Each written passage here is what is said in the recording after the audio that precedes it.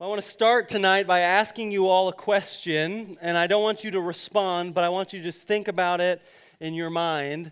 And the question is, what matters most to you? What matters most to you? If I were to go to your parents or your best friends or your siblings and ask them, hey, what matters most to this guy or girl, what would they respond with? Would you be happy with the response that they gave? Would you be embarrassed by the things that they think matter most to you? Would they even know what matters most to you? What matters most to you? What do you dream about? What occupies your mind when nobody else is around, when you're alone with your thoughts? We all have those things. It could be something like material possessions, things like money and shoes and clothes. Could be something like status, like you want to be famous or you want to be an influencer. Could be something like, probably for a lot of you, could be that perfect GPA.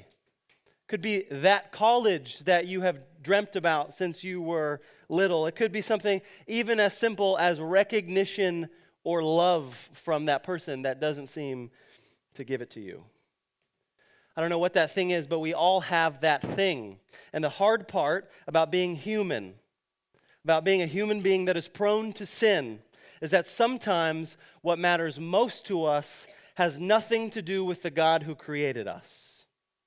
And the reason is because we live in a fallen world, in a world that doesn't really promote Jesus, which makes it intrinsically more challenging to actually follow Jesus well.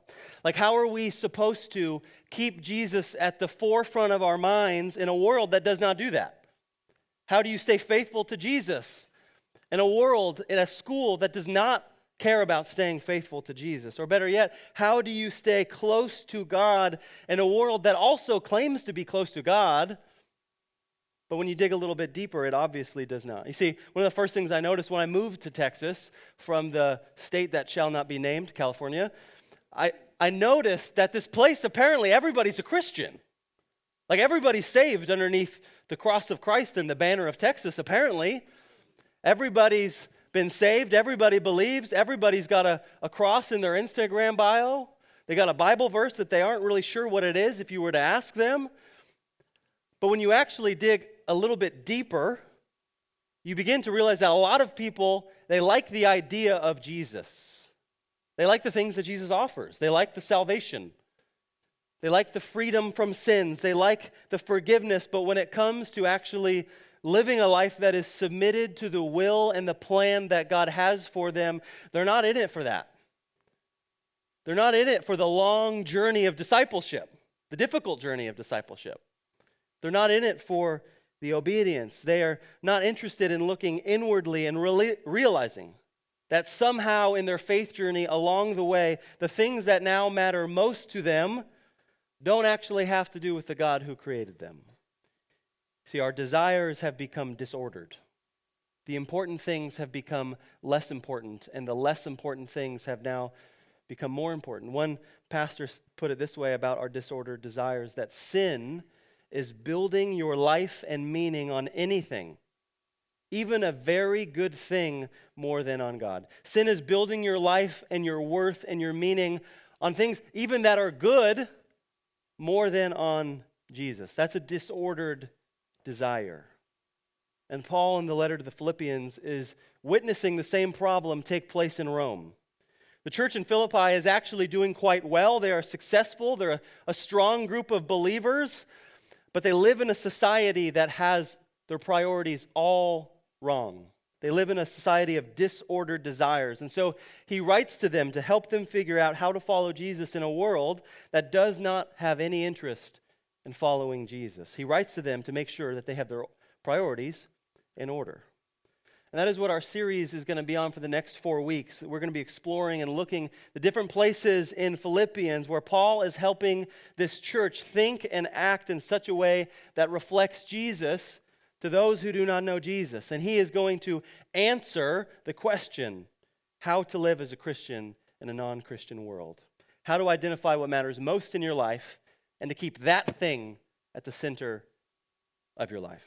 because what matters most to us will shape and turn into who we become. So go ahead and if you have a Bible, turn to Philippians chapter 1. If you do not own a Bible, we have Bibles in these tubs over here. Please do not pick the kids' adventure Bibles. Just pick the ESV or the NIV. Philippians chapter 1.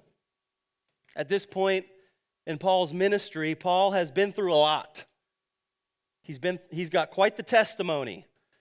He's writing this letter to the Philippians. At this point, he has already experienced 5 floggings of 39 lashes, which means on 5 separate occasions he was whipped 39 times. He was beaten by rods 3 times. He's been stoned 1 time. He's been shipwrecked 3 times. And for one 24-hour period, he was stranded in the open sea. This guy does not have great luck. And on top of that, he is writing this letter to the church in Philippi while he is in prison.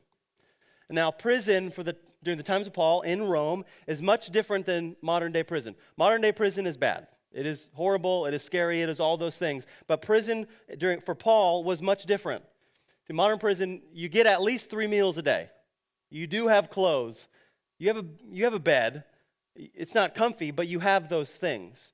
But you see, for Paul, it was not like that. Paul would have had to rely on friends and family, connections that he had made outside of prison to supply him with everything that he would need. So food, clothes, blankets, bedding, all of that would have had to come from outside the prison. The prison would not have supported him in that way. And so he needed to make sure that friends were bringing him these things. And one of the groups that does that is this church from Philippi. And they bring all these essentials to make sure that Paul has what he needs to survive. And Paul writes this letter to both thank them and then also to encourage them in their journey of following Jesus in a non-Jesus following world. And though Paul did have supplies from the Philippian church to keep him alive, death would have been something as a person in jail that was never really off the table for him. Like there are dozens of things that could have led to Paul's death while he is in prison. Things like death from a prison guard, a prison riot, diseases, dozens of things that could have led to his demise. And so death would have been something that was frequently on his mind, which makes sense when we look at the verses that we're going to read tonight. Philippians chapter 1, verse 21. For me, Paul says, to live is Christ, and to die is gain. Now, if I live on in the flesh, that means fruitful work for me. And I don't know which one I should choose. I am torn between the two. I long to depart and be with Christ, which is far better. But to remain in the flesh is more necessary for your sake. Since I am persuaded of this, I know that I will remain and continue with all of you for your progress and joy in the faith, so that because of my coming to you again, your boasting in Christ Jesus may abound. Now, I don't know about you. You're all very smart. You take classes that I never ever took in high school. You're all basically geniuses. I don't know. This is confusing to me. Like this, to live is Christ, to die is gain, has always been kind of confusing to me. Like it sounds really beautiful, and you hear it in songs, but like what does it actually mean? And one commentator that I read this past week who explains this says this. He says, when Paul met Jesus in Acts 9 on the road to Damascus, in that moment, Jesus became life for Paul. Like Jesus in that moment became everything for Paul. He became his very life. And then through the years, Jesus remained the continuing of that life. And he was the inspiration of that life and the strength of that life and the reward of that life. And so when Paul writes to live as Christ, Paul is not saying that Jesus is just a part of his life, that he just kind of shoehorns in there whenever it's convenient. But he's saying Jesus is all of his life. Jesus is his life. Jesus radically changes Paul when he's on the road to Damascus. Paul was on his way to murder Christians, and then in an instant meets Jesus and becomes a Christian. And so to live is to live that life of being with that Jesus who can transform someone from the inside out. But Paul also says to die is gain. Meaning though Christ is everything now for Paul, though he is life now while he is on earth, to die is actually to go and be with that very life of Jesus in person, like to see him face to face. Death becomes the entrance into a new type of life for Paul, face to face with Jesus. And so Paul says in verse 23 that he'd honestly rather go and die and be with Jesus. He wants to be with his Lord in heaven. But Paul knows that he still has work to do while he is on earth, that his time has not yet come. And so he's going to keep on working. And so if we were to ask Paul the question that I asked you, what matters most to you? It's a little cheesy, but he would answer and he'd say, Jesus and only Jesus. Like of anything in the world, that is what matters most to Paul, Jesus and only Jesus. And he means it too, because Jesus radically changed him. And he matters in the heaven, the age to come, because he wants to be with him physically. To live is to be with Jesus now, to have his Spirit in you, but to die is to be face to face in the very physical presence of Jesus. For Paul, it's a win-win. It's a win-win. In this life and the eternity to come, Jesus is all who matters. First and foremost, the reason the Apostle Paul, is able to follow Jesus well in a world who certainly was not following Jesus well is because Jesus is who mattered most to him. Jesus was who mattered most. Paul was deeply in love with the person of Jesus, which means that the opinions of other people, the opinions of those who didn't believe what he believed, the difficulties that he had, the struggles that he endured, the temptations that he faced, they were not going to throw him off. They were not as important as Jesus was to him, because Jesus sits on the throne and in that first place spot in his life. And Paul wants that to be true of this church in Philippi as well. And the hard part is that so many of us, we would say the same thing as well, right? We believe that Jesus is all that truly matters, and yet often our lives do not reflect that truth.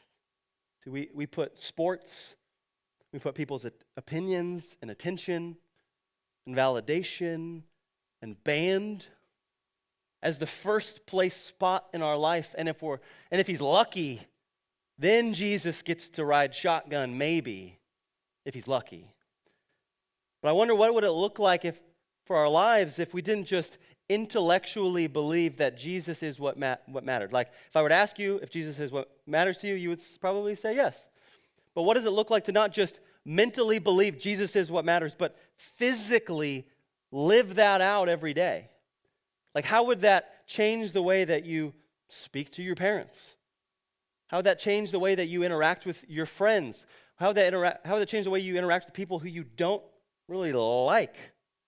How would that change the way you engage with people at your school? It would be if you moved from a place of just intellectually believing that Jesus is what mattered to a place of truly living that out. It would be as if a little sliver of heaven was following you around everywhere that you went, introducing people to the person of Jesus. And so that's really the starting place on how do you follow Jesus in a non-Jesus following world. It starts with living in closeness with Jesus right now, making him the priority of your life, of all else, because if you want to stay following Jesus while living in a world where most people don't follow Jesus, you're going to need to actually like the guy that you're trying to follow.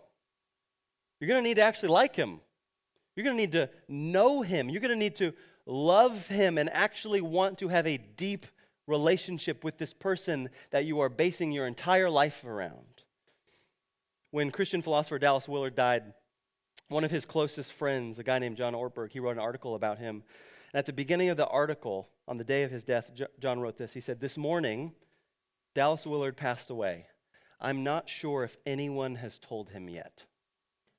And what John Ortberg meant when he wrote that was that Dallas lived his life with such a deep and intimate connection with Jesus all the time, that when he finally passed away, John suspected that Dallas's new life with Jesus in heaven probably looked identical to the life that he lived with Jesus on earth, because he lived continuously with such deep intimacy with God. Jesus is what mattered most to him. To live as Christ, to die as gain. Now look, verse 27, Paul continues. Just one thing. As citizens of heaven, live your life worthy of the gospel of Christ. Then whether I come and see you or am absent, I will hear about you, that you are standing firm in one spirit, in one accord, contending together for the faith of the gospel, not being frightened in any way by your opponents. This is a sign of destruction for them, but of your salvation. And this is from God. Though whatever happens for these people in Philippi, whether they're thrown in jail or not, persecuted or not, Paul wants to encourage them to live their lives, conduct themselves in a way that is worthy of the gospel of Jesus. See, the world often encourages you to protect your life at all costs. Right? It wants you to hold on to the things you have. It wants you to collect more, to buy more, to make more, right? You need to get into this school so that you can have that major, so that you can get that job, so you can make that amount of money, so that when you're older, you can buy that house. And wanting something nice isn't wrong, but it is wrong when that thing comes before Jesus, when your affections for things come before your affections for Jesus, when your desires become disordered. Because for Paul, a life worthy of the gospel is not a safe or comfortable life. It is a life where both of your hands are held open to the will of God, where you're fine saying, Jesus, I'll go where you want me to go.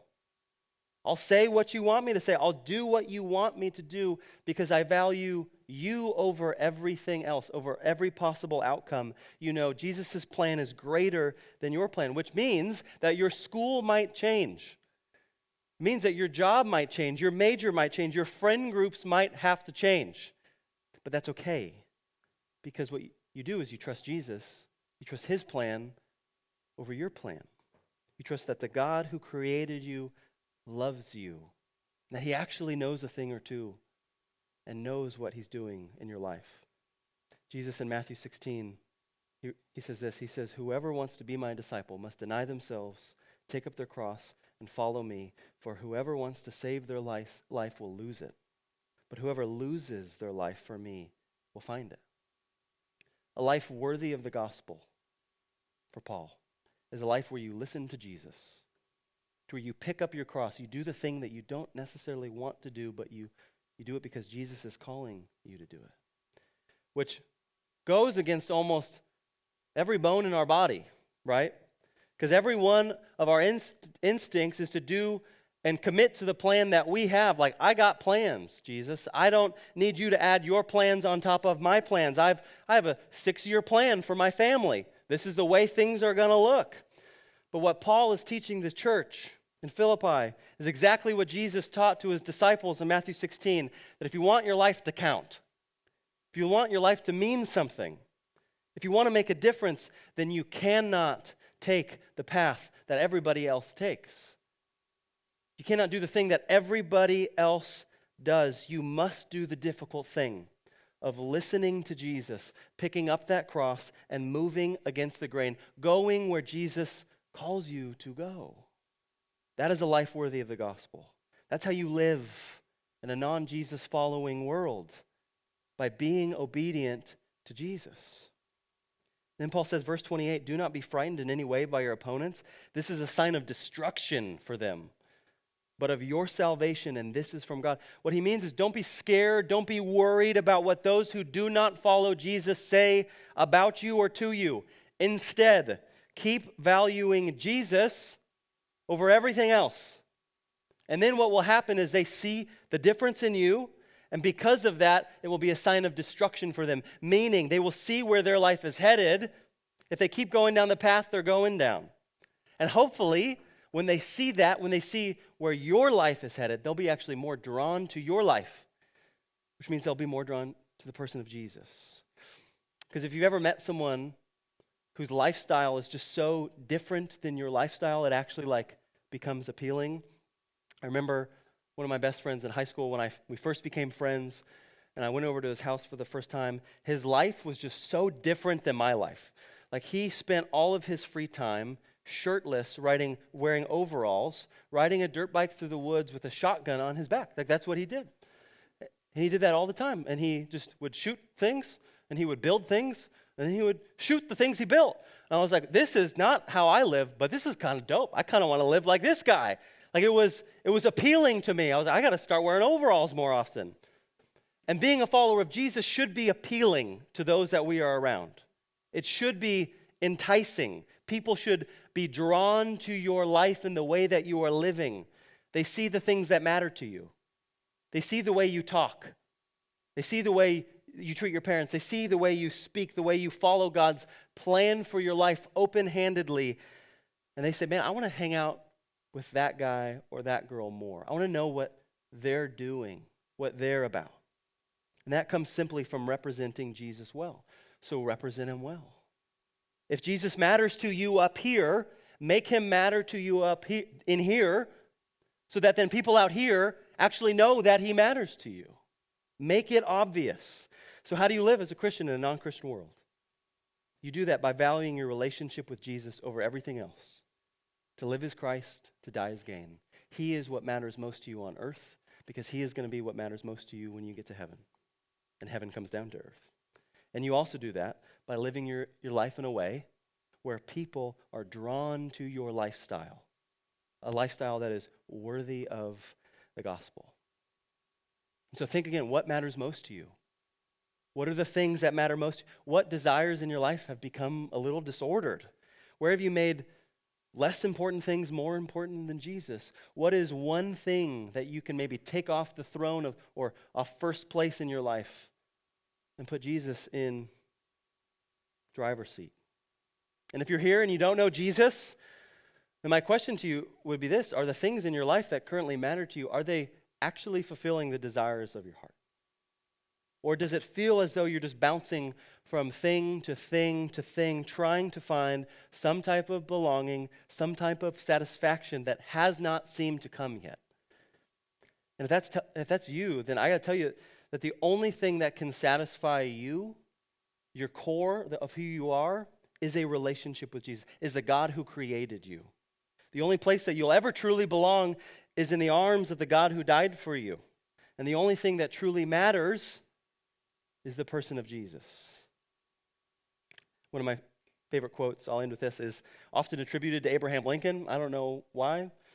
I asked ChatGPT and I was like, I like this quote. And they're like, it's from Abraham Lincoln. I was like, really?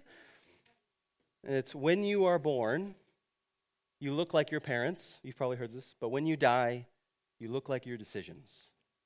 Right? You will look like what matters most to you.